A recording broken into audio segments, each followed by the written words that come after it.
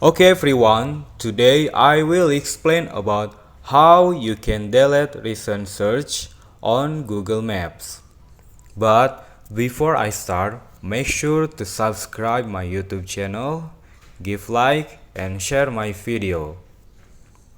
First of all, the first thing you have to do is open your Google Maps. As you can see in here, this is your location. And for now, we will try search new address. For example, I will select this place.